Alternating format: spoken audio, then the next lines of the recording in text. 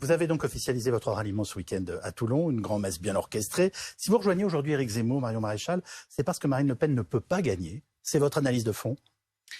Alors si je rejoins Éric Zemmour, il y a plusieurs raisons à cela. Ça a été l'objet d'une longue réflexion, une décision qui n'a pas été facile, je dois vous l'avouer, pour différentes raisons. Ce que je crois aujourd'hui, c'est qu'Éric Zemmour a de nombreuses cartes en main que Marine Le Pen, entre autres choses, n'a pas. Qui sont des cartes en main politiques, bien évidemment, parce qu'aujourd'hui c'est un choix de conviction que je fais. Je crois qu'il a une cohérence et une ligne qui est la bonne. Je crois qu'il a une attitude et une volonté de rassemblement et d'union des droites, qui est un chemin, évidemment, pas une fin en soi, qui me semble être une bonne manière d'aborder un potentiel succès électoral. Il a cette capacité à très largement affaiblir le cordon sanitaire, et j'en veux pour preuve le fait qu'un certain nombre d'élus LR de premier plan, je pense notamment à Éric Ciotti, je pense à François-Xavier Bellamy, je pense à des sénateurs tout à fait respectables comme Étienne Blanc, qui expliquent qu'en cas de deuxième tour, Macron, Éric Zemmour, ils voteront Éric Zemmour, et que ça c'est une avancée politique et symbolique majeure que malheureusement jusqu'alors le Rassemblement national n'avait pas réussi à obtenir. Marion Maréchal, ce qui a quand même interpellé, c'est que vous disiez en novembre 2021 que la meilleure idée pour vous, c'était qu'au final, on se rallie, le camp national se rallie derrière le ou la mieux placé. Oui. Or, aujourd'hui, dans les sondages, encore un tout à l'heure, un sondage IFOP pour Paris Match, mais Marine Le Pen de mémoire à 18,5, Éric Zemmour à 12,5. Aujourd'hui, la personne la mieux placée pour faire gagner vos idées, c'est Marine Le Pen. Pourquoi est-ce que vous vous ralliez à celui qui aujourd'hui est le moins bien placé et qui est 6 points derrière et qui risque même, c'est l'analyse qu'en fait Marine Le Pen, de faire perdre vos idées et de faire perdre ce camp national? Est-ce qu'il n'y a pas une contradiction? Alors, déjà, je vous remercie de rappeler l'exactitude de mes propos, parce qu'en effet, je n'ai pas dit à l'époque que je soutiendrais le mieux placé comme ça. J'ai dit je suis pour une candidature unique derrière le mieux placé, ce que j'assume totalement. Je souhaitais qu'il y ait une candidature unique pour différentes raisons. Il n'y en a pas eu, on ne va pas repasser les plats, et donc aujourd'hui un choix s'impose. Voilà.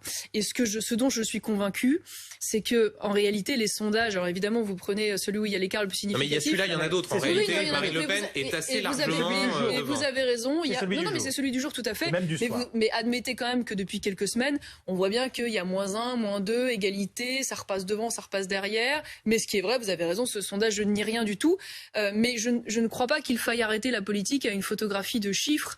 Et vous le savez mieux que moi, Nicolas Sarkozy, en 2012 notamment, était donné à un score bien en deçà de ce qu'il a obtenu lorsqu'il était au second tour, et on aurait moult exemples qui montrent la limite de cet exercice. C'est pour ça qu'une fois de plus, la politique, c'est pas juste une photographie à l'instant T.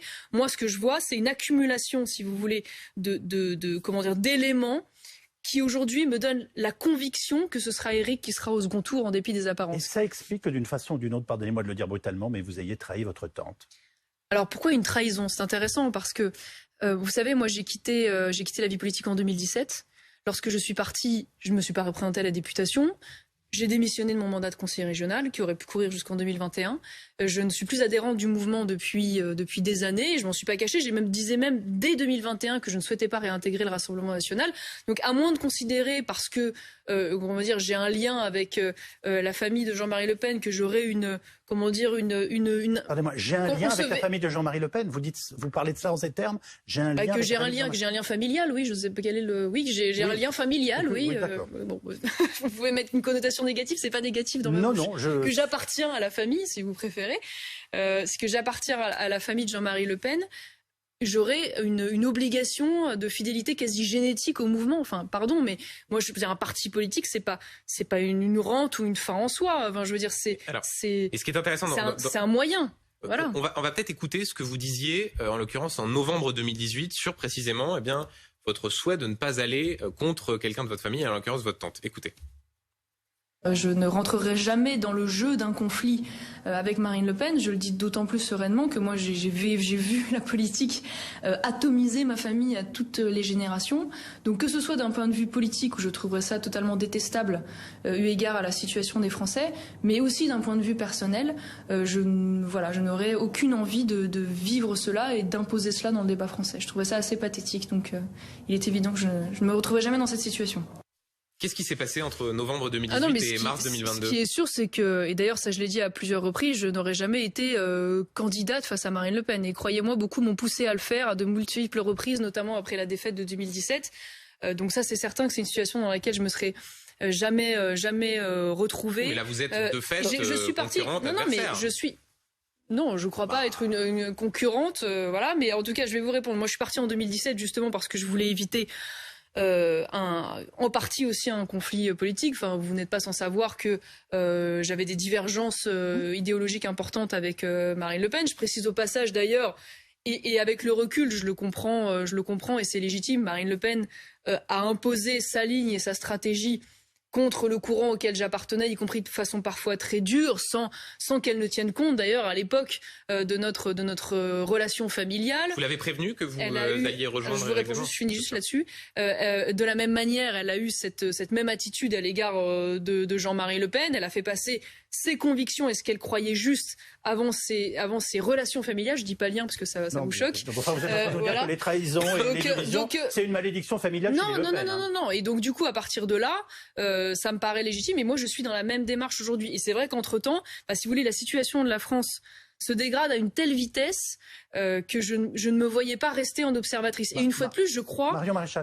Je crois que les idées que je retrouve chez Éric Zemmour et que je défends depuis très longtemps, aujourd'hui, peuvent arriver aux affaires à travers cette candidature. Donc je ne pouvais pas passer à côté de cette opportunité historique pour notre mouvement. Que lui dites-vous ce soir? Et est-ce que vous ne venez pas de prendre peut-être la décision politique et affective aussi la plus difficile de votre vie?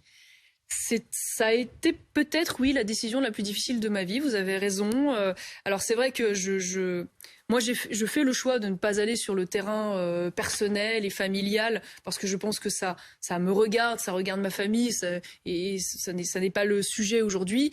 Certains aimeraient déporter ce choix sur cette question-là, ce qui éviterait peut-être d'avoir à parler du fond, de la ligne ou du bilan ou des échecs passés. Mais je crois que ça n'est pas la bonne manière d'aborder les choses. Une fois de plus, ça c'est personnel et ça me regarde. Ça ne veut pas dire que c'est facile, mais aujourd'hui, une fois de plus, le sujet, il est politique. Voilà, il est politique et il est un choix vis-à-vis de la France et des Français surtout. On va écouter Marine Le Pen si vous le voulez. Personnellement, ça vous blesse? Ça vous fait mal? Non, là, de manière familiale. Vous le savez bien que ça me blesse. Vous le savez bien. C'est peut-être fait pour ça d'ailleurs. C'est pas en réalité. original. Peut-être que juste le fond c'est ça. Vous savez, parfois on cherche des grandes explications politiques, et puis parfois c'est uniquement des choses qui relèvent de l'affectif, quoi. Mais les liens sont rompus ou est-ce que vous avez quand même toujours un contact? Non, les liens sont rompus de son fait. Oui, je ne vais pas vous dire que c'est agréable à regarder, mais admettez quand même qu'à 32 ans, vu l'importance et la gravité de ce choix et les conséquences qu'il a, vous avez raison de le rappeler, à la fois sur le personnel et sur le plan politique, que ma motivation ne soit pas uniquement d'embêter Tata. Excusez-moi, mais vous vous doutez bien que c'est quand même au-delà de ça. C'est ce qui semble ressortir de cette déclaration. Voilà, très sincèrement, on est au-delà de ce sujet. Mais une fois de plus, moi, je rentrerai pas dans le personnel parce que je pense que c'est pas la bonne manière d'aborder les choses et je crois pas que ce soit ce que les Français de toute façon attendent dans cette histoire. Une petite question simple. Si jamais au second tour, Emmanuel Macron se retrouvait face à Marine Le Pen, pour qui est-ce que vous voteriez?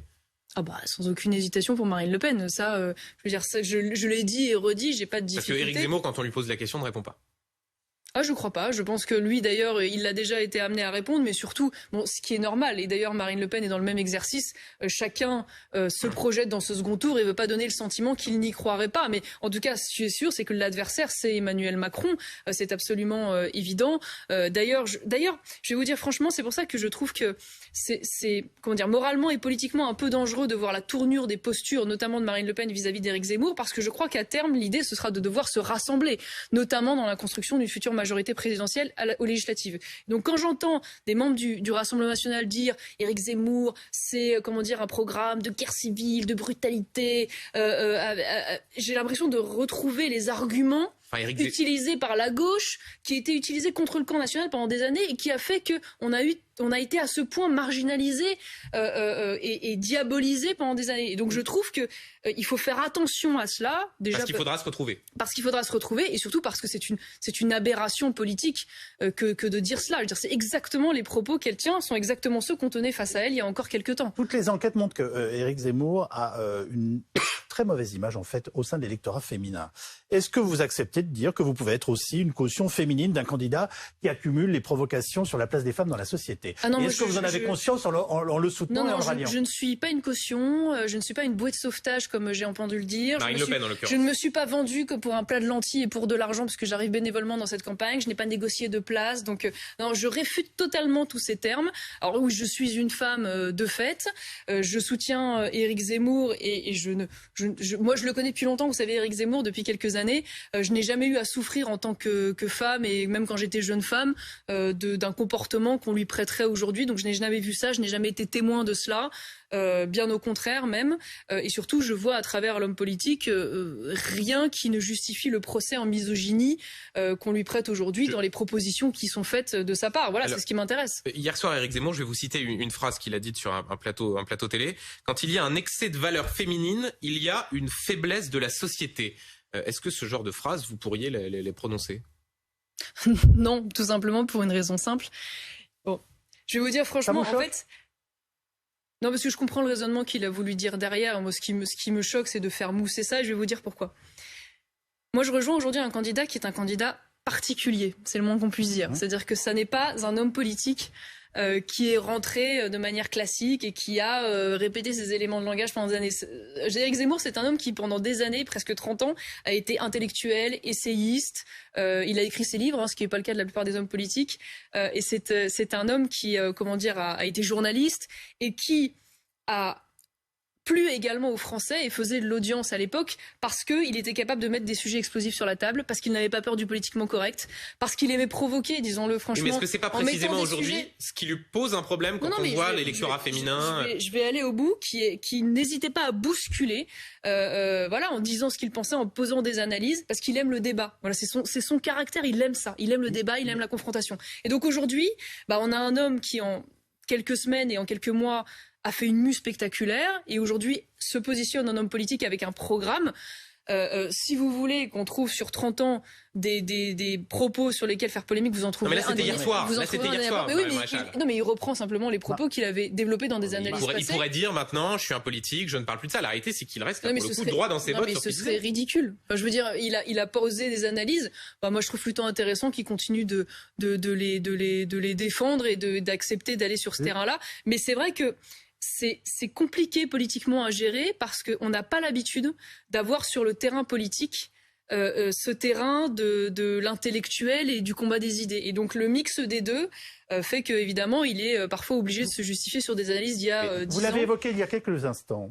Il aura finalement opéré, en tout cas en ce moment, il opère la jonction entre la droite nationale et la droite qui a dirigé le pays. Éric Ciotti, vous l'avez cité, d'autres peuvent vous rallier demain.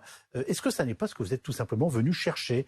Car comme vous le pensez, et lui aussi, Marine Le Pen ne peut pas gagner. Pour dire les choses plus simplement, est-ce que vous n'êtes pas là pour récupérer le chantier Zemmour après les élections législatives?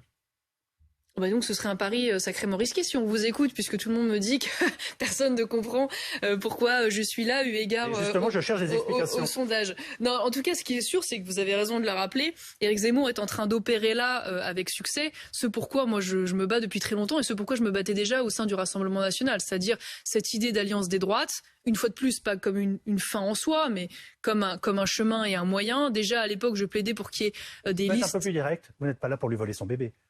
Ah non, je suis pas là pour lui voler son bébé, c'est pas du tout mon intention. Moi, je viens en allier dans cet écosystème de rassemblement qu'il met en place, en apportant le parcours qui est le mien, les idées qui sont les miennes aussi.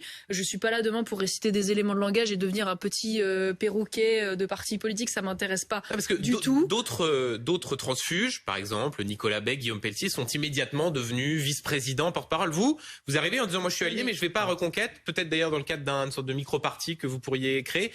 Ça peut donner l'impression que vous y allez progressivement, mais que vous préférez pas mettre vos œufs dans le même panier. Alors déjà plusieurs choses. La première, c'est que lorsque j'ai quitté la vie politique il y a 5 ans, c'est vrai, je considère que le Rassemblement national ne pouvait plus gagner parce que à de multiples reprises, j'ai fait l'expérience et le constat que de hauts scores ne garantissaient pas la victoire, loin s'en faut. Et j'avais le sentiment à chaque fois qu'on devenait presque malgré nous parce qu'il n'y avait vraiment pas d'intention, les idiots utiles du maintien du système. Ça veut dire qu'ils étaient bien contents de nous avoir en face parce que mécaniquement, avec les seconds tours, la chose était verrouillée et le paysage politique passé, vous avez raison. Et le paysage politique ne bougeait jamais, la recomposition espérée n'arrivait jamais. Avec Éric Zemmour, j'ai le sentiment qu'enfin il y a une porte qui s'ouvre. Voilà. Alors c'est le début, elle est entrouverte pour l'instant, mais il y a cette opportunité. Et ce pourquoi je me bats depuis longtemps. Et c'est pourquoi j'ai envie de tenter cette aventure. Voilà, c'est ce qui m'intéresse. En étant ensuite candidate aux législatives, on se demande, parce que vous avez été la Benjamine de l'Assemblée entre 2012 et 2017, ensuite vous avez arrêté en disant que la vie politique, vous en étiez lassée en quelque sorte.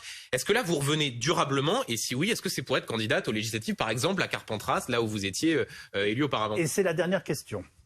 Oui, alors je suis partie. Êtes-vous candidate aux législatives sur les listes Zemmour? Alors, je ne sais pas pour l'instant vous répondre pour une raison très simple. C'est pas du tout de la langue de bois. C'est que, pardon d'aller sur ce terrain personnel, mais je suis censée accoucher au moment du second tour des élections législatives. Donc, je ne suis pas en mesure d'avoir la certitude de pouvoir mener ce combat électoral efficacement. Mais si j'en ai l'occasion et l'opportunité, je souhaiterais pouvoir le faire, oui. Après, sincèrement, j'en suis pas là du tout. Éric Zemmour non plus. Parce que de toute façon, ces élections législatives ne peuvent se dessiner qu'en connaissant bien évidemment la configuration de ces élections présidentielles, parce que derrière, il va y avoir un souhait de rassemblement, d'alliance, on en parlait tout à l'heure, avec d'autres mouvements, d'autres personnalités. Donc il faudra s'insérer dans ce dispositif-là. Donc, mais vous êtes de retour pour de bon dans la vie politique. Oui. En tout cas, j'espère, mais ça, vous savez, c'est les électeurs qui choisissent, c'est jamais nous, mais en tout cas, j'espère pouvoir, en effet, contribuer maintenant durablement, après 5 ans dans le privé et auprès de l'ICEP, revenir durablement dans la vie politique. Merci.